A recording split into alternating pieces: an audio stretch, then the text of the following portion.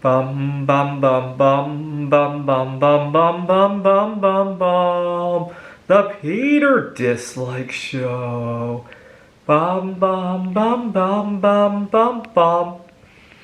I like celebrating birthdays based on events or the people involved and what kind of events they're into. So Taylor Swift's birthday, December 13th, I like to think of it as a breakout of a toxic relationship day. This year it's kind of special because it falls on a Wednesday, which was the day she was born. And also Taylor Swift saying that she needed to begin again on a Wednesday. So I don't know if she's talking about the day she was born. But I discovered the last couple of times that December 13th fell on a Wednesday. We haven't always had the best of luck when that happens.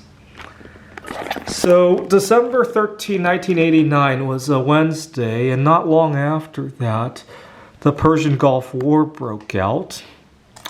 And then it happened again in 1995. December 13 was a Wednesday, and we had the Oklahoma City bombing earlier that year. And then later, a few weeks after Taylor Swift turned 6 years old, we had, at the time, the longest government shutdown in U.S. history. It's been broken, obviously.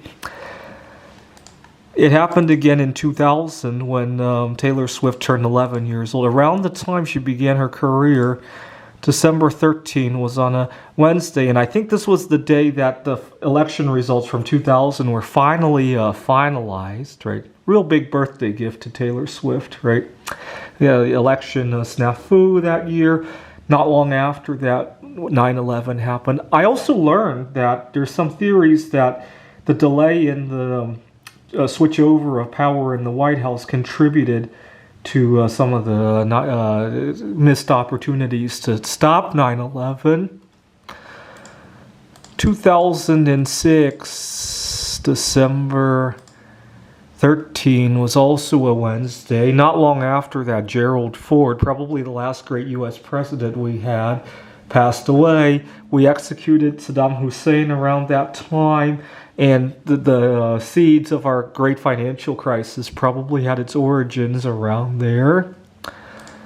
And then we had a little bit of a reprieve. We didn't have another one until December 13th of 2017. And not long after that, we had the school shooting in Parkland. And that brings us to this year. I think I don't need to tell you guys how many unfortunate events have already happened this past year with Israel and inflation and all that, and financial crisis with Signature Bank and the scam Bankman fraud guy, right? And so it's really bad luck when December 13th falls on a Wednesday for some reason. And I hope we can break that bad luck by all getting out of a toxic relationship. If everybody who didn't belong in a relationship got out between now and December 13th, that would end a lot of relationships. Actually, it would create a huge problem if we all did it at the same time, because obviously that means a lot of people have to move out of each other's homes, right? Create probably a housing crisis almost overnight, right? Because so many people are in relationships that they don't belong in. I firmly believe that right now as I speak, how big is the LGBTQ community in terms of percent? It is 7.1%. I firmly believe it's probably a lot closer to 50 to 60%, but so many people don't see otherwise. And it is my belief that when this thing finally ticks up, it will flash over. Because when you see your peers all come out of the closet, right? Taylor Swift herself may be one of these people. She won't admit it, obviously, because apparently her career is so much more important, right? All right. So get out of the toxic relationship before the world blows up this December 13th. Because historically, Wednesday, December 13th has been really unlucky right? It's probably even worse than a Friday the 13th, just by historical standards, right?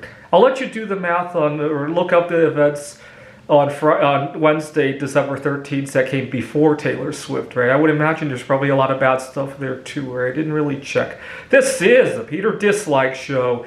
Bum, bum, bum, bum, bum, bum, bum, bum, bum, bum, bum, bum. The Peter Dislike Show. Bum, bum, bum, bum, bum, bum, bum.